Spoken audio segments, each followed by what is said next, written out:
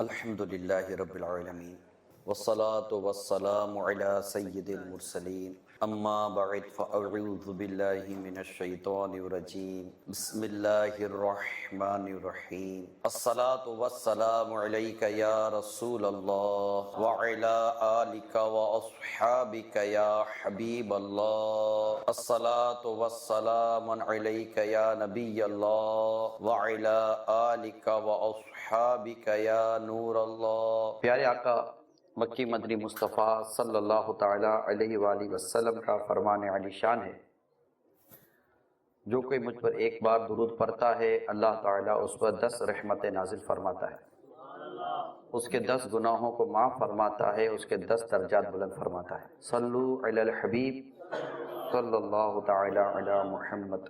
پچھلے دنوں کتاب میں میں نے واقعہ پڑھا تھا، وہ واقعہ میں آپ کے سامنے پہلے بیان کرتا ہوں، پھر انشاءاللہ مزید مدنی پھول بیان کروں گا۔ واقعہ کچھ یوں ہے کہ ایک نوجوان اور اس کے کچھ ساتھی کہیں تفریح کے لیے چلے تھے، اور ایک شپ لی کروز، اور اس میں انہوں نے ایک جرنی اختیار کی۔ اب آپ کو پتہ ہے کہ وہ مختلف اسٹیشنز پر وہ جہاز رکتے ہیں اور وہ 2-3 دن اسٹے کرتے ہیں، لوگ جا کر وہاں پر تھوڑا گھومتے پھرتے ہیں، پکنک کرتے ہیں، پھر دوبارہ جہاز میں جاتے ہیں، پھر جہاز آگے بڑھ رہا ہوتا ہے۔ تو یہ ایک لانگ جرنی ان کا ایک تھا۔ جہاز چلا، اس جہاز میں ایک نوجوان تھا۔ وہ نوجوان عبادت گزار، نیک، متقی، پرہیزگار، سنتوں کا پیکر، شریف، وہ جہاز میں لوگوں کو نیکی کی دعوت دیتا، نماز کی دعوت دیتا۔ وہاں ایک مسجد تھی، نماز پڑھنے کی جگہ تھی جہاز کے اندر۔ بڑی جو شپ ہوتی ہیں اس میں نماز پڑھنے کے لیے اسپیس بعض اوقات ہوتے ہیں، تو اس میں نماز پڑھنے کا ایک اسپیس تھا، وہاں وہ لوگوں کو بلاتا، نماز پڑھاتا، امام اپنی خود ہی کرتا، مگر کہیں نکلتا نہیں، صرف نماز کی دعوت دیتا اور نماز پڑھاتا اور وہیں بیٹھا رہتا۔ لوگ کہیں جہاز رکتا، کسی بھی آئی لینڈ پہ رک جاتا، اترتے اور گھومتے پھرتے واپس آ جاتے۔ یہ جہاز میں ہی رہتا، اترتا ہی نہیں۔ اس کو لوگ آ کر کہتے کہ اترا کر، جایا کر، دیکھا کر، مگر وہ دلچسپی نہیں لیتا تھا۔ اسی میں ایک شخص تھا، اس کی سے اچھی بات چیت ہو گئی تھی، ہوتا ہے لوگوں کی بات چیت ہو جاتی ہے۔ اس نے آ کر کہا کہ اے نوجوان، تو بھی آ، شہر دیکھ، تجھے پتا ہے کہ یہ کتنی خوبصورت جگہیں ہیں۔ اور اس طرح اس نے خوبصورت جگہوں کا تذکرہ شروع کر دیا، وہاں یہ بھی ہے، یہاں یہ بھی ہے، باہر نکل یہاں یہ بھی ہے، تو یہ آبشار ہیں، تو یہ دریا ہیں، تو یہ باغ ہیں، یہ پھل ہیں، یہ پھول ہیں، یہ مارکیٹیں ہیں، یہ سامان ملتا ہے، وہ سامان ملتا ہے۔ وہ سنتا رہا کہ یہ ہوتا ہے باہر سب کچھ؟ پر ہاں، یہ سب کچھ باہر ہوتا ہے، تو جہاز کے اندر تیری زندگی ہے، گھر کی 4 دیواری میں رہتا ہے، تو نکل کے دیکھ دنیا کتنی خوبصورت ہے، دنیا کتنی حسین ہے، دنیا کے کتنے عجیب و غریب اور بڑے خوبصورت نظارے۔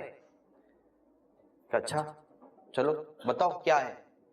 یوں وہ جہاز سے باہر نکلا، جہاز سے باہر نکلا اور باہر نکل کر وہ دیکھنے لگا۔ اس کے لیے تو مطلب ایسا وہ شریف اور نیک آدمی تھا، نوجوان تھا، کہ اس کے لیے ساری چیزیں نئی تھی۔ اس کو اس بات کا اندازہ ہی نہیں تھا کہ یہ چیزیں بھی ہو رہی ہیں۔ تو مجھے اس کا اندازہ نہیں تھا کہ یہ ساری چیزیں بھی باہر ہوتی ہیں، یہ منظر ہوتے ہیں، یہ باغ ہوتے ہیں، یہ آبشار ہوتے ہیں۔ ایسے میں وہ بازار بھی گیا۔ اب بازار گیا تو بازار میں عورتیں تھیں، اور عورتیں بھی بالکل وہ عجیب و غریب قسم کا ان کا انداز تھا۔ اس کے لیے یہ سب کچھ نیا تھا کہ یہ کیا ہے۔ اس کے دوست نے کہا تو یہاں رک، دیکھ کہیں جانا نہیں، میں ابھی آتا ہوں۔ اس کو یہ تو کہیں چلا جائے گا تو ڈھونڈے گا کون؟ وہ یہ یہاں بیٹھنا، میں ابھی آتا ہوں تھوڑی دیر میں، یہاں سے تجھے لے کے دوبارہ ہم شپ پر چلے جائیں گے۔ کہا ٹھیک ہے۔ وہ گیا اندر بٹھا کر۔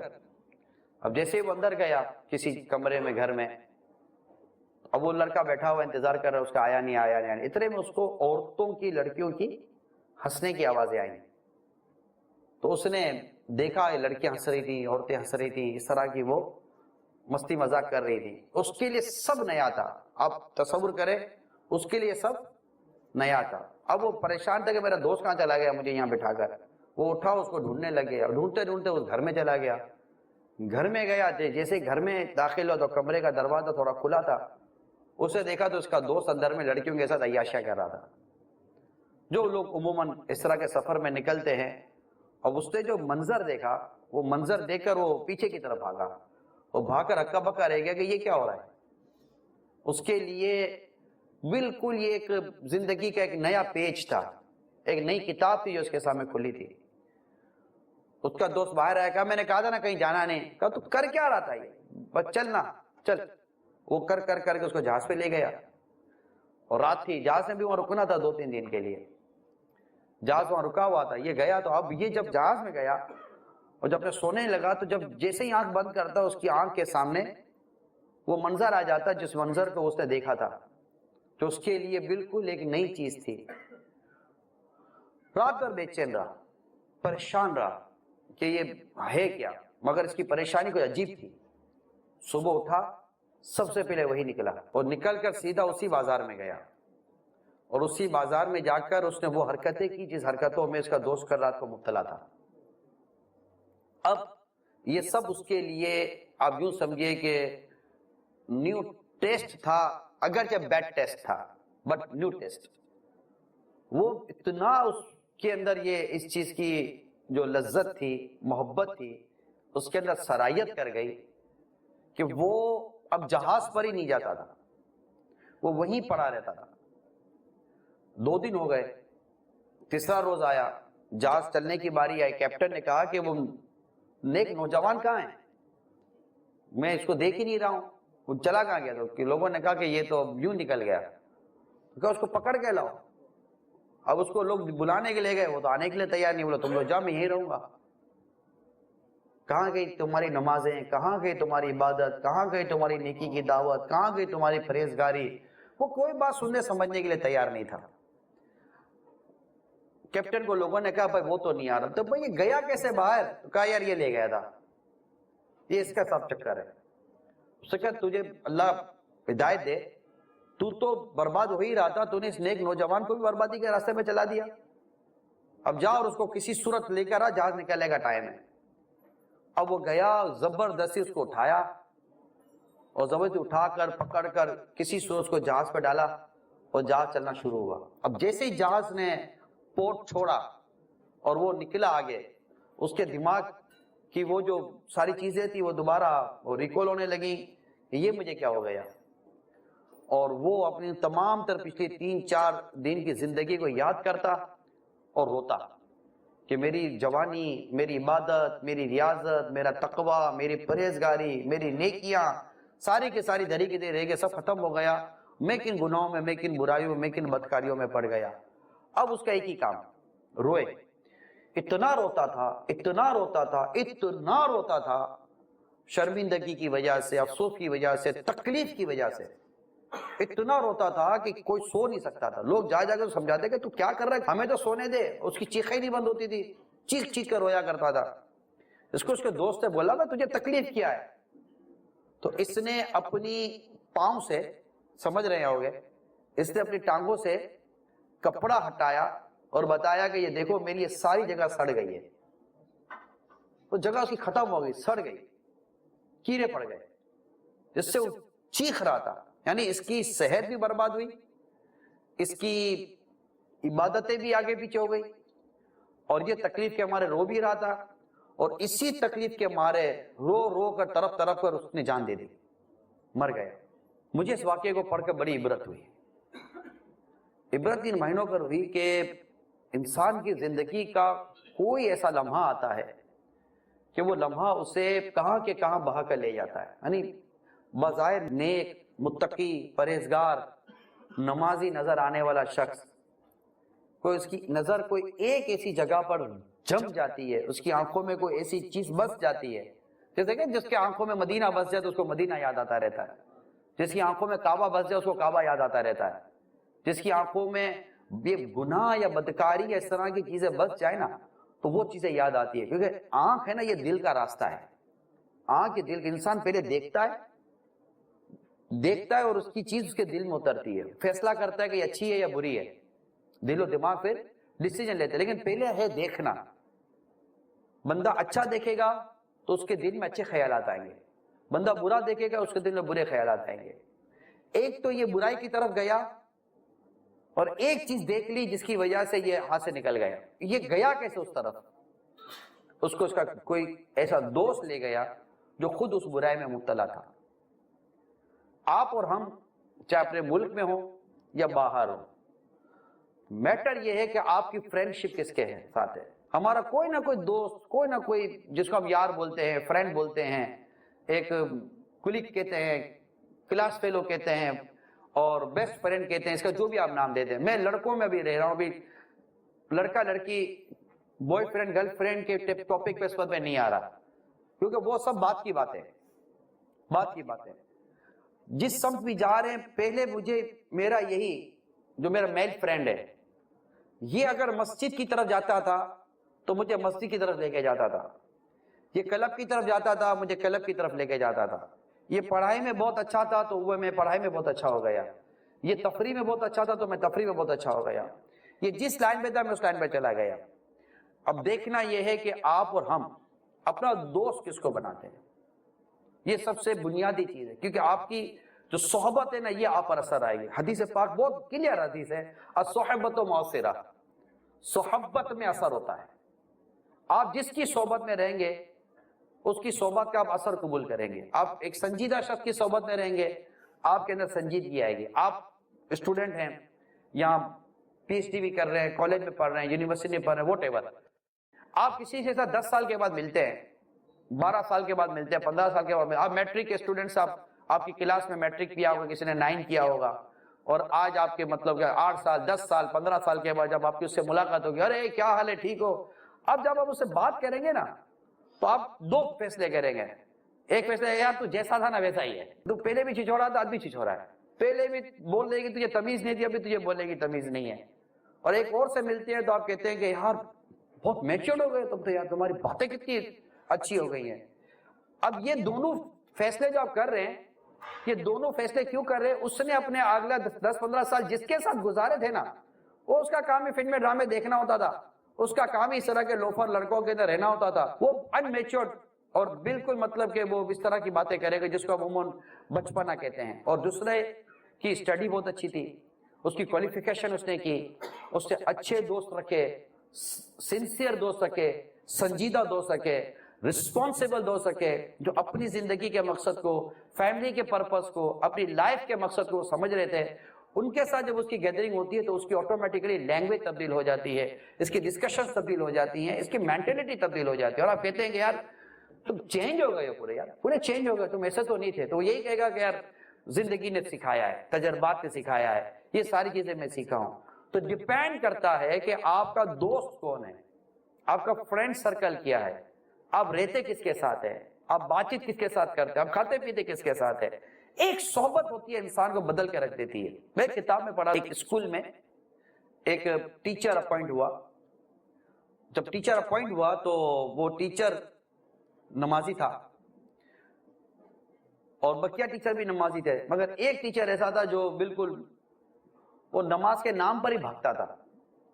تو اب نتیجہ یہ نکلا کہ جو دیگر ٹیچر تھے وہ اس کو لفٹ ہی نہیں کراتے تھے. بھائی یار آدمی صحیح نہیں ہے یہ.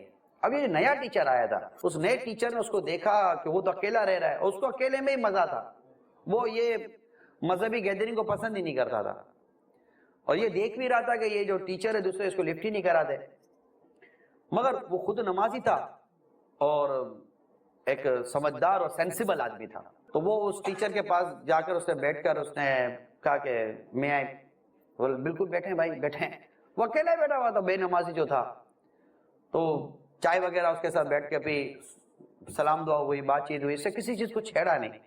وہ چاہ رہا تھا کہ میں اس کو تھوڑا سا ریلیکس کروں، میرے قریب کروں.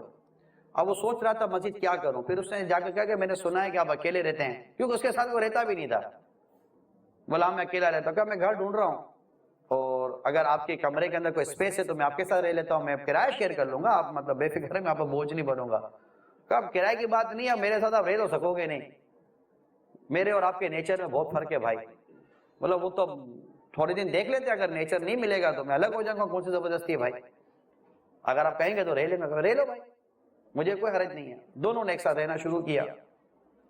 اب وہ جب رہنا شروع کیا تو اب جیسے ہی وہ صبح ہوئی تو اس نے وہ کمرے کی صفائی شروع کر دی. وہ جو نمازی آدمی تھا، اور کچن میں جا کر چائے بنائی اور وہ اس کو چائے دی. بولے ایک کپ آپ کے لیے، ایک کپ میرے لیے. جانے کا ٹائم تھا دونوں کا. وہ اس کو حیرت ہوئی کہ بھائی گھر میرا ہے، آپ ابھی رہنے کے لیے آئے، آپ چائے بنائے، وہ کیا فرق پڑتا ہے. وہ اب اس کو چائے پلاتا، گھر کی صفائی رکھتا، اور جیسے ہی مطلب کہ وہ اذان ہوتی تو نماز کے لیے نکل پڑتا. کہتا نہیں، اس کو کہہ نہیں رہا تھا، مگر اپنا کردار، اپنا ایٹیٹیوڈ اور اپنا پوزیٹیو نیچر وہ اس کے ذہن میں اتار رہا تھا. ایک دن دونوں بیٹھ کر چائے پی رہے تھے، چھٹی تھی، چائے پی رہے تھے، اتنے میں عصر کی اذان ہوئی تو وہ اٹھا نمازی، وہ جانے لگا. تو اس نے بہت عرصے کے بعد کہا کہ کہاں جا رہے ہو؟ کہ آپ کو پتا تو کہ اذان ہوتی تو میں نماز کے لیے جاتا ہوں. تو اچھا نماز کے لیے جا رہے ہیں. اب اس نے اتنے عرصے کے بعد پہلی دفعہ نماز کا سے سوال کیا. اس نے موقع دے گا، کہا کبھی تم بھی چل پڑو، کیا تم نے کبھی دعوت ہی نہیں دی؟ کیا چلو دیکھو کیا ہوتا ہے. بولا تمہیں کیا ہوتا ہے؟ بولا مجھے سکون ملتا ہے، میں جب نماز پڑھتا ہوں تو مجھے سکون ملتا ہے. آپ بھی چل کے دیکھ لو آپ کو بھی سکون ملتا ہے یا نہیں ملتا. وہ گیا، اس نے چلو بھائی کہہ رہے ہو تو میں بھی چلتا ہوں. اور پہلی مرتبہ اس کے ساتھ وہ مسجد کی طرف چل پڑا اور چلا تو عصر کی نماز پڑھی. اب اس نے جیسی پڑھی، اس نے کبھی زندگی میں نماز پڑھی ہی نہیں تھی. تو جیسی نماز پڑھی، لیکن نماز پڑھی اس نے، مطلب نماز جو پڑھی اس نے پڑھی، سجدہ کیا اللہ کے حضور، سر جھکایا اس نے. باہر نکل کر اس کو پوچھا اس کے نمازی دوست نے کہ ایک بات پوچھو جی کیسا لگا؟ کب بہت سکون ملا، بہت مزہ آیا، زندگی میں پہلی بار اتنا لطف اٹھایا. حالانکہ اس نے نماز کیسی پڑھی ہوگی آپ سمجھ سکتے ہیں، اس کو نماز آتی ہی نہیں تھی، مگر اس کو سکون ملا. تھوڑی دیر کے بعد اس نے کہا کہ اگر ایسا ہی سکون چاہیے تو پھر مغرب میں بھی چلنا میرے ساتھ. کہا ٹھیک ہے مغرب میں بھی آ جاؤں گا. پھر اس کو وضو، غسل، نماز سارے طریقوں سے سکھائے، اور تھوڑے دنوں کے اندر اندر وہ جو ٹیچر جو بے نمازی تھا وہ نہ صرف نمازی بن گیا بلکہ خود ایک اسلامک پریچر بن گیا. کیونکہ اس کو صحبت کس کی مل گئی؟ نمازی کی. اس کو صحبت کس کی مل گئی؟ بدکار کی. بدکار کی صحبت بدکار بنا دیتی ہے، نمازی کی صحبت نمازی بنا دیتی ہے. بہت شروع سے آپ بھی سن رہے ہیں، اچھے کی صحبت تجھے اچھا بنائے گی، برے کی صحبت تجھے برا بنائے گی. اب آپ پر اور مجھ پر ڈیپینڈ کرتا ہے. سب سے پہلے تو یہ کہ آپ اور میں اپنی زندگی کے لیے کتنے سنسیئر ہیں، اور زندگی سے میری مراد ایک اسلامک زندگی ہے. آپ اپنی سنسیئرٹی مجھے اپنی کوالیفیکیشن سے بتائیں، وہ ایک آپ کا ایک اپنا پرسنل ایک اوپینین ہے. لیکن چونکہ میں خود ایک اسلامک پرسن ہوں، ایک مذہبی آدمی ہوں، اور آپ آئے بھی ایک اسلامک گیدرنگ کے اندر ہیں. یہ نہ آپ کی کالج کا کلاس روم ہے، نہ آپ کی یونیورسٹی کا کلاس روم ہے، نہ آپ کے کسی ٹیچر کا لیکچر ہے، نہ میں آپ کا پروفیسر ہوں، نہ میں آپ کا لیکچرر ہوں. آپ سننے کے لیے آئے کہ ایک اسلامک پریچر ہے، ایک مبلغ ہے، تو میں ڈیفینیٹلی آپ کو ایک اسلام اور دین کی ہی بات بتاؤں گا. میرا اس وقت تعلق آپ کے اس پروفیشن سے نہیں ہے جس پروفیشن کی طرف آپ جا رہے ہیں. جو سانسیں ہم جو وقت گزار رہے ہیں نا، وقت، زمانہ، یہی ہمارا کیپیٹل ہے، یہی ہمارا راس المال ہے، جس کو ہم اس کی اہمیت کو سمجھے تو اہمیت ہے، اہمیت کو نہ سمجھے تو کچھ بھی نہیں، گزر ہی رہی ہے.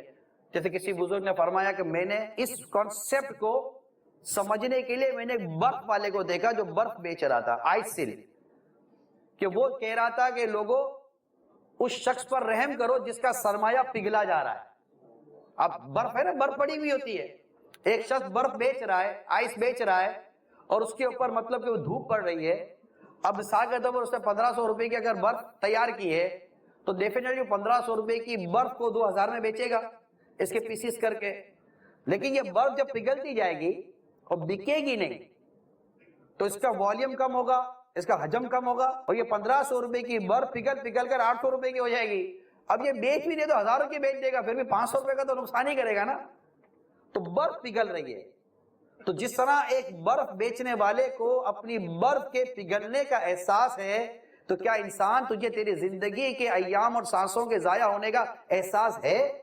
وہ بھی تو ضائع ہو رہی ہے. ابھی بھی آپ کی سانسیں میرے ساتھ گزر رہی ہیں، میں اپنی سانسیں آپ کے ساتھ گزار رہا ہوں. یہی سانسیں آپ کہیں اور بیٹھ کے گزارتے، یہی سانسیں ادھر پیچھے کلب بیٹھ کر کو کھیل رہے ہوں گے، سیٹیوں کی آوازیں آ رہی تھی، اسپورٹس ہو رہا، جو بھی ہو رہا ہوگا. جس کی سانسیں وہاں گزر رہی ہیں، کسی کی سانسیں یہاں گزر رہی ہیں، کسی کی سانسیں کہیں اور گزر رہی ہوگی. ٹائم تو جا ہی رہا ہے نا سب کا، ٹرین تو سب کی زندگی کی چل ہی رہی ہے. اگر ہم اپنی زندگی کو یوزفل، آپ اسٹوڈنٹ ہیں، آپ ایک سبجیکٹ پہ تو نہیں نا کام کر رہے، آپ کے 4-4 6-6 سبجیکٹ ہیں کہ بھائی ایک ہی سبجیکٹ کے اوپر میں پکڑ کے بیٹھ جاؤں گا، بقیہ 3 سبجیکٹ کا کیا کریں گے کہ 4 سبجیکٹ پورے ہوں گے اور 4 سبجیکٹ میں پورے نمبر لیں گے تب جا کر آپ نیکسٹ ایئر میں کوالیفائی کریں گے، ادروائز تو آپ پیچھے رہ جائیں گے. تو مین کمپلسری کوسچن تو ڈیفینیٹلی ایمان ہے. ایمان سب سے پہلا سوال ہے کہ ایمان ہوگا تو ہی اعمال کا حساب کتاب ہوگا، ایمان ہی نہیں ہے تو اعمال کا حساب کتاب کہاں سے ہوگا. تو سب سے پہلے ایمان ہے.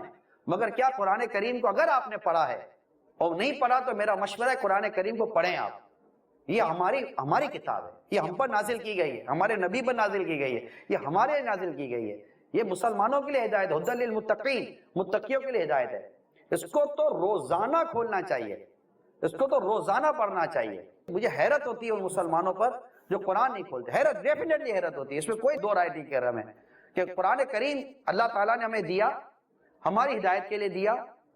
ہمارا پورا لائف کانسٹیٹیوشن قرآن کریم میں بیان کیا، ہماری زندگی کے سارے پلس مائنس جس کو درست کرنا ہے یا جو بھی سمجھنا قرآن کریم میں موجود ہے. مگر پرابلم یہ ہے کہ ہم قرآن کریم کھولتے تو دور کی بات ہے، دیکھ کر پڑھنا بھی نہیں آتا.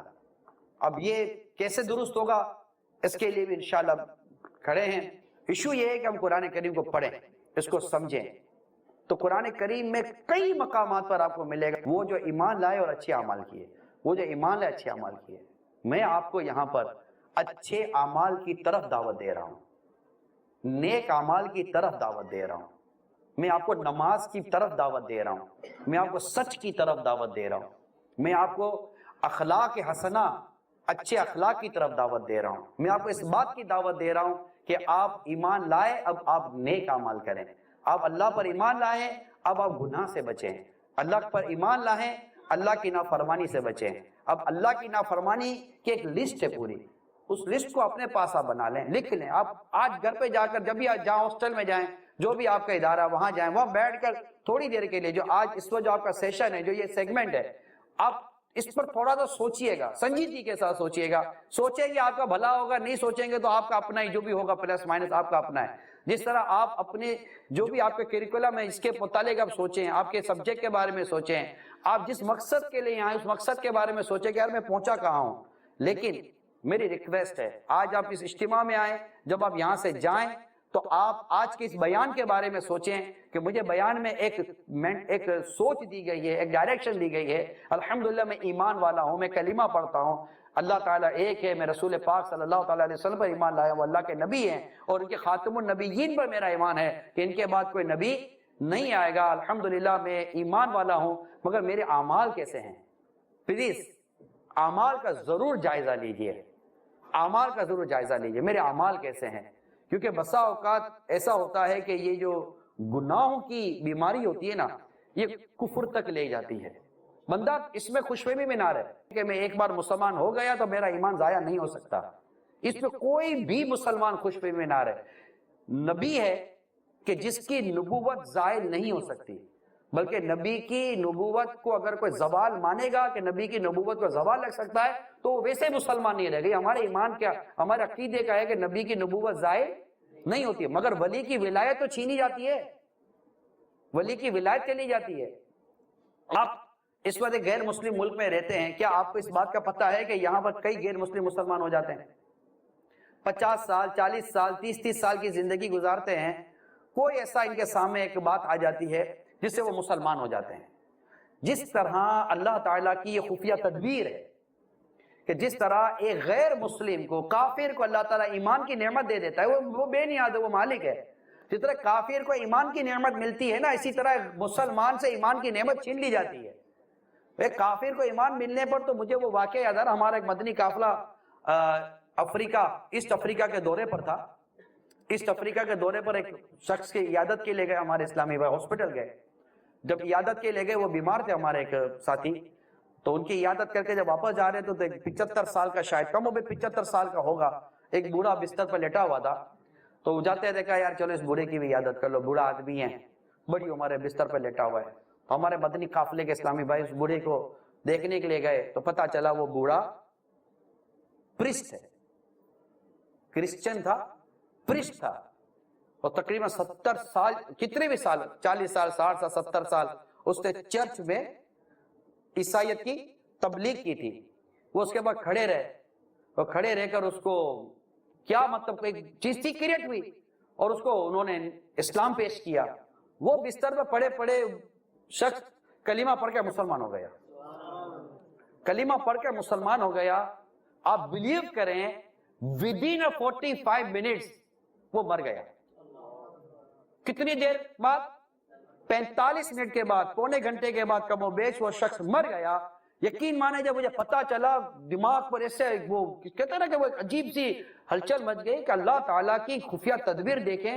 ایک شخص 70 سال تک کم و بیش اللہ تعالیٰ کے ساتھ شرک کرتا رہا، اللہ نے اس پر ایسا کرم کیا کہ مرنے سے 45 منٹ پہلے اسے اللہ نے ایمان نصیب کر دیا. اور ایمان نصیب کرنے کا مطلب سمجھتے ہیں آپ؟ یعنی اگر کوئی شخص مسلمان ہوتا ہے نا، کلمہ پڑھ کے مسلمان ہوتا ہے، غیر مسلم کافر، جب وہ کلمہ پڑھ کے مسلمان ہوتا ہے، اس کے مسلمان ہوتے ہی اللہ تعالیٰ اس کے پچھلے سارے گناہ معاف فرما دیتا ہے. یعنی پاسبلٹی ہے کہ اس نے ایک تسبیح بھی شاید نہ پڑھی ہو، پاسبلٹی ہے اس نے شاید ایک وقت کی نماز بھی نہ پڑھی ہو، مگر ایک گمان جاتا ہے کہ اس نے زن جاتا ہے، ایک پوزیٹیو چیز دماغ میں آتی ہے کہ کیا پتہ کہ اللہ تعالیٰ نے اسے مرتے ہی جنت دے دی ہو، کہ اس کو اگر نیکی کا موقع نہیں ملا تو اسے تو گناہ کا بھی موقع نہ ملا ہو، اور اس کو سارے گناہ اس کے بخش دیے گئے. تو جس طرح ایک غیر مسلم کو ایمان نصیب ہوتا ہے تو اسی طرح ایک ایمان والے کا ایمان بھی ضائع ہو سکتا ہے. تو آپ شاید اس بات کو جانتے ہوں گے، پڑھا بھی ہوگا کہ تم جس نعمت کی قدر نہیں کرو گے تم سے وہ نعمت چھین لی جائے گی. ایمان سے بڑھ کر کوئی نعمت نہیں ہے. اگر ہم ایمان جیسی نعمت کی قدر نہیں کریں گے اور اسے یوں مطلب اللہ نہ کرے ضائع کرتے رہیں گے، کبھی شراب کے نام پر، کبھی فلموں کے نام پر، کبھی بدکاری، کبھی فحاشی کے نام پر، اور بس گھوم رہے ہوں گے، ہلا گلا کر رہے ہوں گے کہ بھائی میں ایمان والا ہوں، میں مسلمان ہوں، مجھ پر نماز فرض ہے، مجھے سچ بولنا ہے، مجھ پر میں جھوٹ نہیں بول سکتا، جھوٹ حرام ہے، غیبت حرام ہے، چغلی حرام ہے، وعدہ خلافی حرام ہے، گانے باجے سننا حرام ہے، بد نگاہی کرنا حرام ہے، اجنبی عورتوں کو دیکھنے کے حوالے سے بہت سارے اصول ہیں، بہت سارے پرنسپل ہے کہ انہیں ہم بلا اجازت شرعی نہیں دیکھ سکتے، اور نہ جانے کتنے طریقے ہیں جس کی وجہ سے بندہ گناہ کرتا ہے. اب جب ہم گناہ کرتے چلے جائیں گے ایمان کی کچھ نہ کچھ کمزوری آتی چلی جائے گی. ہم ایمان کی اس تقویت، ایمان کی ایک طاقت ہے، گناہ کرتے کرتے کچھ اس میں سے جو طاقت ہے وہ نکلتی چلی جائے گی، اور انسان ایک وقت میں آ کر اتنا ضعیف ایمان بن جاتا ہے کہ ہلکی سی چوٹ اس کے ایمان کو ضائع کر دیتی ہے. یہ بات کوئی سی مطلب بہت راکٹ سائنس نہیں ہے سمجھنا، بہت لوجیکل باتیں ہیں. بڑا صحت مند آدمی بھی اگر ایسی چیزیں انہیل کرتا رہے، پیتا رہے، لیتا رہے جس سے اس کی صحت برباد ہوگی، تو ایک دھکا مارنے کی تو دیر ہے، اندر سے ختم ہو جائے گا یار. دھکا مارنے کی دیر ہوتی ہے. بھلے وہ اتنا تندرست آدمی اٹھا گٹا آپ کو باڈی بلڈر نظر آئے، لیکن اندر میں اس کے ایسے امراض پیدا ہو گئے، آدمی دھکا مارے اس کو اور پکڑ کے بیٹھے گا، گر جائے گا. جس طرح انسان کا جسم کمزور ہو جائے، دھکا مارنے کی دیر. ایمان کی کمزوری گناہوں کی وجہ سے ہوتی ہے، اللہ کی نافرمانی سے ہوگی نا. اور جب بندہ جتنا اللہ کی فرما برداری کرے گا اتنا اس کا ایمان مضبوط ہوگا. ایک بزرگ رحمۃ اللہ تعالیٰ علیہ نوجوان تھے، خوبصورت بزرگ تھے.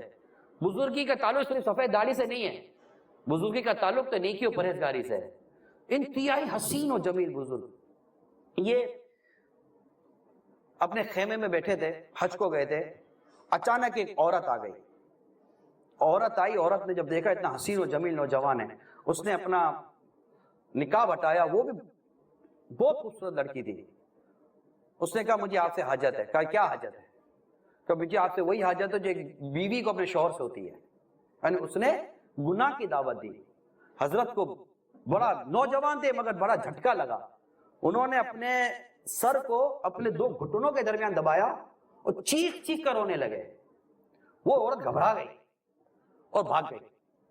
اتنے میں آپ کا دوست آیا، رو رو کے حضرت نڈال ہو گئے تھے. کہا کیا ہوا؟ کچھ نہیں. بولا کیا ہوا؟ تو یہ واقعہ انہوں نے سنایا. اب دوست رونے لگ گیا کہ اب تو کیوں رو رہا ہے؟ کہا آپ تو صبر کر گئے، میں ہوتا تو شاید صبر نہ کر پاتا. پھر وہ بزرگ سو گئے، خواب میں حضرت یوسف علیہ السلام کی زیارت ہوئی، خواب میں حضرت یوسف علیہ السلام کی زیارت ہوئی، اور انہوں نے بزرگ نے خواب میں حضرت یوسف علیہ السلام سے عرض کی کہ ارے اللہ کے نبی، آپ کا اور زلیخا واقعہ بڑا عجیب ہے. تو ارشاد فرمایا حضرت یوسف علیہ السلام نے کہ میرا واقعہ عجیب، تیرا واقعہ تو اس سے عجیب تر ہے، مطلب اس کی حوصلہ افزائی فرمائی. تو یہ ہوتے اللہ کے نیک بندے، یعنی یہ تو بالکل کمزور لوگوں کا، بالکل کمزور لوگ ہوتے ہیں. یہاں گناہ سامنے آیا ادھر سلیپ ہو گئے، ادھر لڑکی سامنے ادھر سلیپ ہو گئے، ادھر شراب سامنے ادھر سلیپ ہو گئے، ادھر فلمیں ڈرامے سامنے ادھر سلیپ ہو گئے. ارے خود تو ایمان کی تکمیل پیدا کرو مسلمانوں. ایک گناہ سامنے آتا ہے تم ادھر ڈھیر ہو جاتے ہو. کوئی ایمان کی قوت، کوئی ایمان کی طاقت، کوئی ایمان کا جذبہ، چاہے آپ کسی بھی ملک میں رہتے ہیں. خالی یہ نہیں ہے کہ ہانگ کانگ میں ہے تو یہاں ایسا ہوتا ہے، پاکستان میں جائیں وہاں بھی عجیب و غریب حال ہے. کالج یونیورسٹیز کو صرف نہیں ہے، محلوں اور علاقوں کیا حال ہے، خاندان و دعوتوں کا، ہماری فیملیز کا کیا حال ہے. مگر بالکل عجیب و غریب ہے کہ جہاں دیکھا وہاں گر گئے. حالانکہ اگر ہم واقعات کو دیکھتے ہیں، ایک نوجوان بڑا نیک تھا، مسجد سے گھر سے مسجد جاتا، راستے میں ایک عورت کا گھر پڑتا تھا، وہ عورت اسے گناہ کی طرف بلاتی، وہ کبھی اس کی طرف نہ دیکھتا، وہ چلا جاتا. ایک دن شیطان نے غالب آیا، عورت اس کو اپنے گھر کی طرف بلائے، وہ نوجوان اس گھر کی طرف چل پڑا. چلتے جیسے ہی اس کے گھر کی دہلیز یعنی چوکھٹ پر پہنچا، اچانک اس کے دل میں خوف خدا پیدا ہوا. قرآن کریم کی آیت یاد آ گئی. اللہ تعالیٰ کو خوف ایسا اس پر غالب آیا کہ وہیں خوف خدا سے بے ہوش ہو کر گر گیا. اب عورت پریشان، اب اس کا کیا کروں؟ اس نے اس کو اٹھایا اور اس کے گھر کے باہر بٹھوا دیا. والد بوڑھا تھا، بوڑھا باپ انتظار کرتا رہا، دروازہ کھولا تو بیٹا باہر بے ہوش ہے. لوگوں کو بلایا، بیٹے کو لٹایا، بیٹے کو ہوش آیا تو باپ نے کہا بیٹا کیا بات ہے، تم گھر کے باہر بے ہوش پڑے تھے. بیٹا شرمندہ تھا کہ یہ کیا ہو گیا. تو بیٹا کیا ہوا؟ بیٹے نے سارا واقعہ بیان کیا. جیسے واقعہ بیان کیا پھر سے اس کے دل میں خوف خدا پیدا ہوا. رویا، خوب رویا، اور روتے روتے اس کی جان نکل گئی، خوف خدا میں جان نکل گئی. یہ دور تھا حضرت عمر فاروق اعظم رضی اللہ تعالیٰ عنہ کا. آپ اس وقت امیر المومنین تھے. راتوں رات نوجوان کی تدفین ہو گئی. صبح امیر المومنین سیدنا عمر رضی اللہ تعالیٰ عنہ کو پتا چلا کہ یہ نوجوان، اس کی نیکی پرہیزگاری بات مشہور تھی. آپ اس کے گھر گئے تعزیت کے لیے. والد صاحب کا سارا واقعہ پوچھا، والد صاحب نے سارا واقعہ بیان کیا. آپ سمجھ گئے کہ یہ نوجوان خوف خدا میں انتقال کر گیا ہے. پھر میرے آقا عمر فاروق اعظم رضی اللہ تعالیٰ عنہ اس کی قبر پر گئے فاتحہ کرنے کے لیے. اور قبر پہ جا کر آپ نے اس کی قبر پہ فاتحہ کی اور آپ نے آیت کریمہ تلاوت کی سورہ رحمان کی، وَلِمَنْ خَافَ مَقَامَ رَبِّهِ جَنَّتَانِ. سورہ رحمان میں ہے کہ اور جو اللہ کے حضور کھڑے ہونے سے ڈرے اس کے لیے 2 جنتیں. آپ نے جیسے ہی قرآن کریم کی آیت کریمہ تلاوت کی، قبر سے نوجوان کی آواز آتی ہے یا امیر المومنین میرے رب کا فرمان سچا ہے، مجھے مرتے ہی اللہ نے 2 جنتیں عطا فرما دی. یہ ایمان کی طاقت ہے، یہ ایمان کی قوت ہے کہ بندہ ایمان لائے، نیک اعمال کرے، اپنے اسلام کے جو اصول ہیں، بیسکس ہیں، اس پر عمل کرے، اپنے اخلاق درست کرے، اپنا کردار درست کرے، اپنی آنکھوں کو بچائے، اپنے کردار کو بچائے، اپنے کان کو بچائے. 2 جسم کے پارٹ ہیں، 2 پارٹ آف باڈی، جس کے بارے میں میرے آقا فرماتے تمہیں 2 کی ضمانت دو، میں تمہیں جنت کی ضمانت دیتا ہوں. آقا فرماتے 2 جبروں کے درمیان زبان اور 2 ٹانگوں کے درمیان شرمگاہ. تم مجھے 2 چیزوں کی ضمانت دو، میں تمہیں جنت کی ضمانت دیتا ہوں. آپ یہ سوچئے کہ جو انسان، نوجوان یا جو بھی جس عمر میں بھی یہ اپنے 2 پارٹ آف باڈی قابو نہیں کر سکتا، اس سے بڑا کمزور کون ہوگا؟ اس سے بڑا یہ کمزوری اور طاقت کا تعلق آپ کے جسم اور باڈی سے نہیں ہے، آپ کی باتوں سے نہیں ہے، آپ کی انٹیلیجنسی سے بھی نہیں ہے. نہ اس کا تعلق صرف ایمان کی طاقت سے ہے. جس کو اللہ تعالیٰ نے ایمان کی طاقت دی، جس کا ایمان مضبوط ہے، جس کا ایمان قوی ہے، وہ ان دونوں چیزوں پر قابو پا لے گا. زبان پر بھی قابو پائے گا کہ حدیث پاک میں ہے کہ مومن وہ ہے جس کی زبان اور ہاتھ سے دوسرا مسلمان محفوظ ہو. وہ زبان سے بھی قابو پائے گا، دیکھے گا میری زبان سے گناہ تو نہیں ہو رہا، وہ زبان کو روک لے گا. وہ اپنی شرمگاہ پر بھی قابو پائے گا کہ شرمگاہ کا جو استعمال ہے اس کو اس کے جائز اور حلال طریقے پر استعمال کرے گا.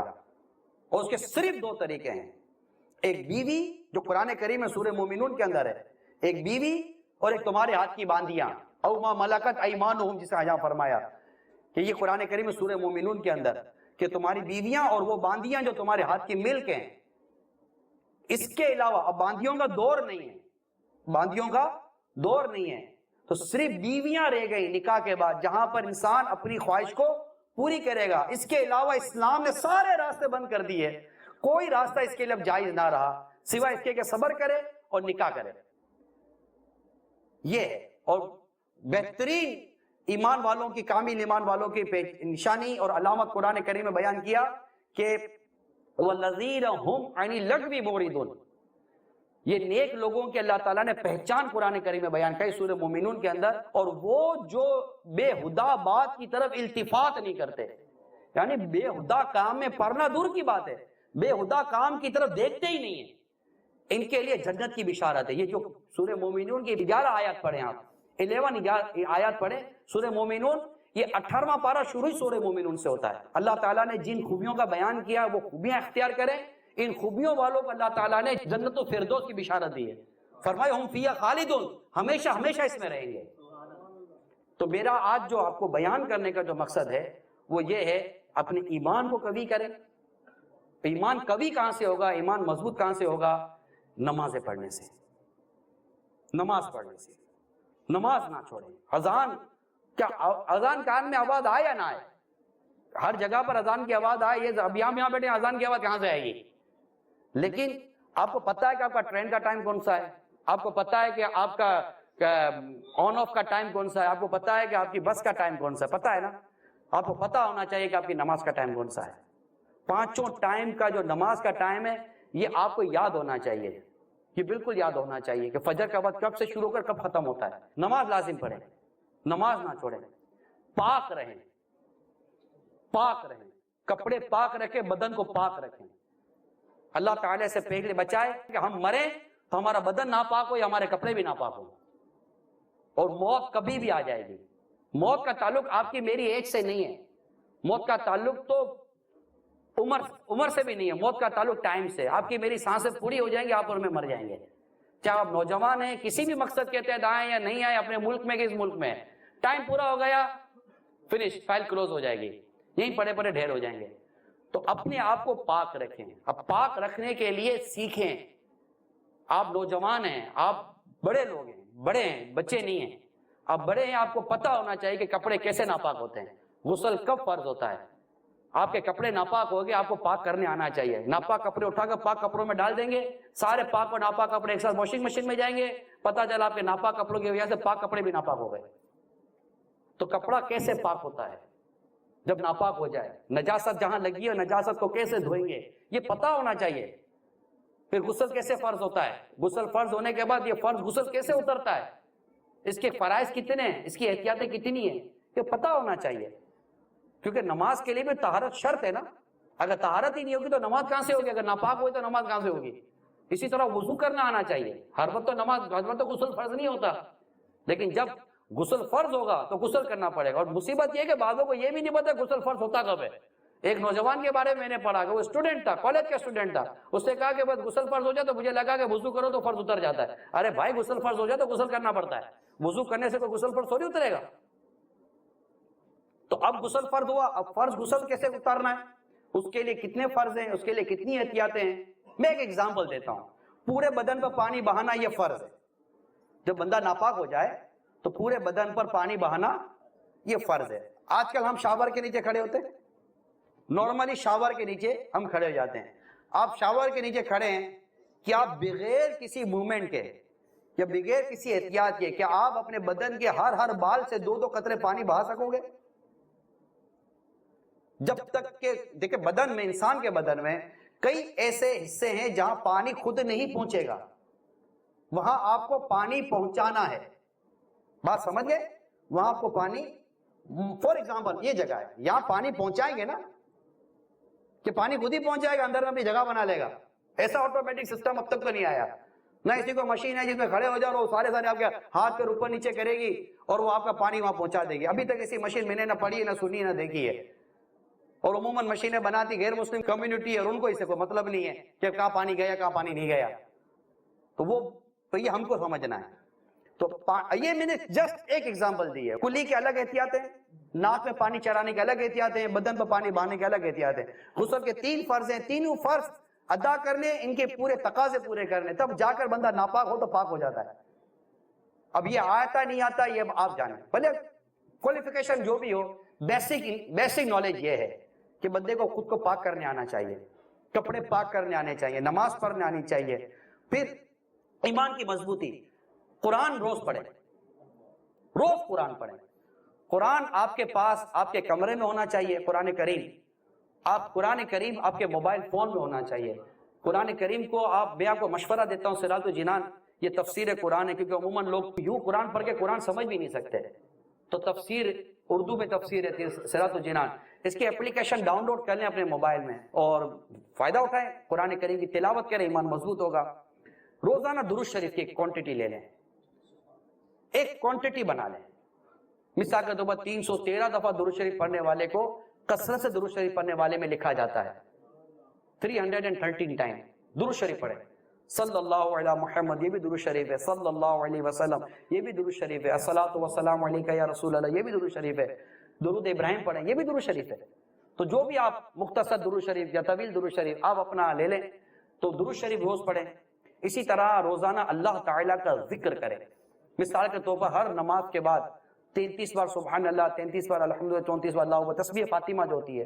اس طرح جب آپ بستر پر لیٹیں تو پاؤں کو سمیٹ لیں، پاؤں کو سمیٹ لیں، اسٹریٹ نہ لگے، خوب لمبے نہ رکھیں، سمیٹ لیں. اللہ کا جب بھی ذکر کرے لیٹے لیٹے پاؤں کو سمیٹ لینا چاہیے. پاؤں کو سمیٹ کر یہی تسبیح فاطمہ پڑھیں، انشاءاللہ دن بھر کی تھکن اتر جائے گی، ایمان کو الگ مضبوطی نصیب ہوگی. اللہ کا ذکر ہے. اسی طرح اور یہ میں نے بالکل جو ایک پریکٹس میں جو ہماری ہوتی ہے وہ، اسی طرح ہر نماز کے بعد آیت الکرسی پڑھیں. اس سے ایمان مضبوط ہوتے ہیں، ایمان کو تقویت ہوتی ہے. پھر اللہ آپ کے والدین کو سلامت رکھے. اگر آپ کے ماں باپ حیات ہیں یا دونوں میں سے کوئی ایک حیات ہے، دونوں حیات ہیں، ان کو روزانہ اگر نہیں کر سکتے روزانہ کرے تو بیسٹ اور فل بیسٹ کہ روزانہ کی بنیاد پر اپنے والدین کو سلام کرے اور ان سے دعائیں لیں. امی آپ کیسی ہیں، ابو آپ کیسے ہیں، میرے لیے دعا کیجیے گا، میرے سے کوئی غلطی ہو گئی تو معاف کر دیجیے گا. روزانہ ماں باپ کی دعا لیں، اور اگر کوئی ایک ہے تو اس کی دعا لیں، اور اگر اللہ نہ کرے اس کی نافرمانی کی تو اسے معافی مانگیں، اس کو ناراض کیا تو اسے معافی مانگے. ایک شخص کے پاس سرکار تشریف لے گئے تھے صلی اللہ تعالی وسلم، اور اس کی روح قبض نہیں ہو رہی تھی، وہ کلمہ نہیں پڑھ پا رہا تھا، اس کی ماں اس کے سرہانے تھی. آقا نے اس کی ماں کو کہا کہ تم اسے معاف کر دو. تو اس کی ماں نے جب اسے معاف کیا تو اس کی زبان سے کلمہ جاری ہوا، کیونکہ اس کی ماں ناراض تھی. یاد رکھیے گا، اگر ماں باپ ناراض ہونا تو آپ کی زندگی کی کوئی ترقی نہیں ہے، کوئی ترقی نہیں ہے.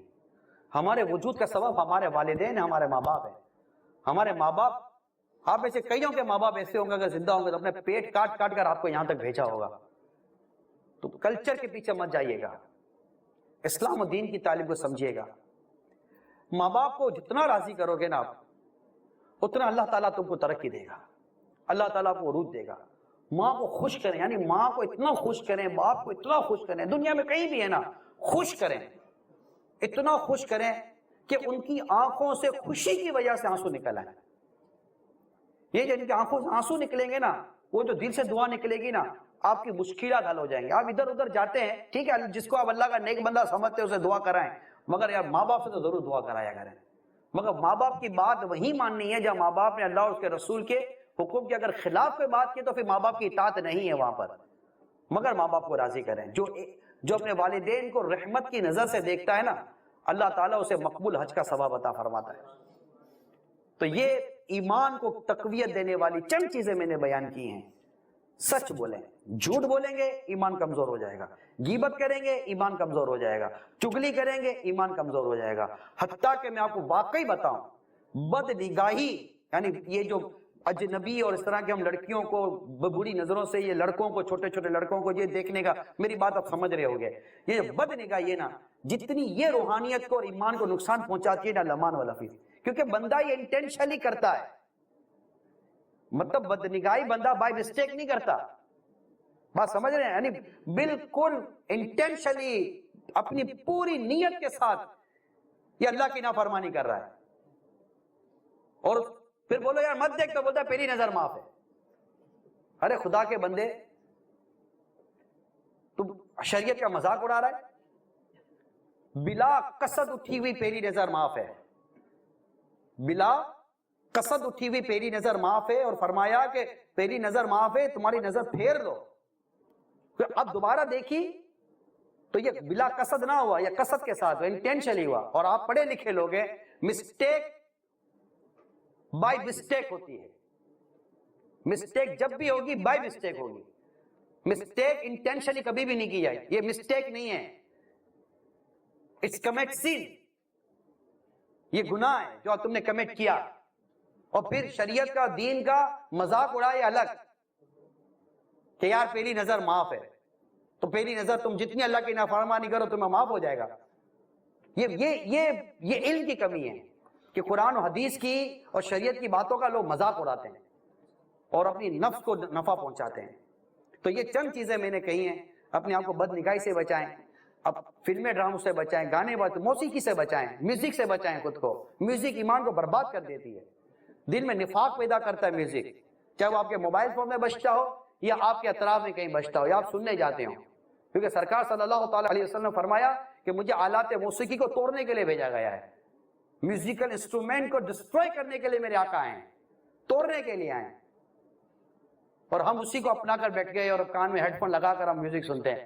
حالانکہ کتنا مجھے حیرت ہوتی ہے جو کان میں میوزک سنتے ہیں کہ ایک دفعہ سرکار صلی اللہ علیہ وسلم کے تشریف لے جا رہے تھے تو دور سے کہیں سے کوئی موسیقی کی آواز آئی، میرے آقا آپ کے میرے نبی صلی اللہ علیہ وسلم نے اپنے کانوں میں مبارک انگلیاں داخل کر لی کہ میوزک کی آواز آپ کے کانوں میں نہ جائے۔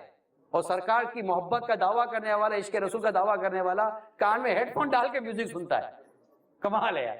اور پھر اس پر بھی اس کو شرمندگی بھی نہیں ہے۔ تو یہ چند چیزیں بیان کی ہیں اور بہت ساری چیزیں جو بیان کی جا سکتی ہیں۔ اللہ تعالیٰ عمل کرنے کی توفیق عطا فرمائے۔ آپ سب دعوت اسلامی کے مدنی ماحول کے قریب آئیں، مدنی چینل دیکھیں اور مل سنت کے بیانات سنیں، الحمدللہ مبلغین کے بیانات سنیں، قرآن کریم کی تلاوت کریں، اچھی اچھی کتابیں پڑھیں، اور جو میں نے سٹارٹ لیا تھا دوبارہ وہیں پر آ کر کلوز کر رہا ہوں، صرف اچھی صحبت رکھیں۔ اچھی صحبت یہ تنہائی سے بہتر ہے اور بری صحبت سے تنہائی بہتر ہے۔ اللہ تعالیٰ بس ہماری سوچ اچھی بنائے۔ مکھی کی مثال دے کر ختم کرتا ہوں۔ ایک مکھی وہ ہوتی ہے جو گندگی کو پسند کرتی ہے، ایک مکھی وہ ہوتی ہے جو پھولوں کو پسند کرتی ہے۔ بدن کتنا ہی اچھا ہو لیکن ایک مکھی ایسی ہے جو پیپ ڈھونڈ کر گندگی پر بھی بیٹھتی ہے، اس کو پھولوں پر مزہ نہیں آتا ہوگا۔ اور ایک مکھی وہ ہے جو پھولوں کو پسند کرتی ہے، باغ کو ڈھونڈتی ہے، پھول پر بیٹھتی ہے، پھول کا رس چوستی ہے اور جا کر شہد نکالتی ہے جو لوگوں کو فائدہ پہنچاتا ہے۔ آپ یہ غور ضرور کیجئے گا کہ آپ کی میری طبیعت کس مکھی کی طرح ہے، گندگی کو پسند کرتی ہے یا اچھائی کو پسند کرتی ہے۔ اللہ عمل کی توفیق عطا کرے۔ صلو علی الحبیب صلی اللہ تعالی علی محمد۔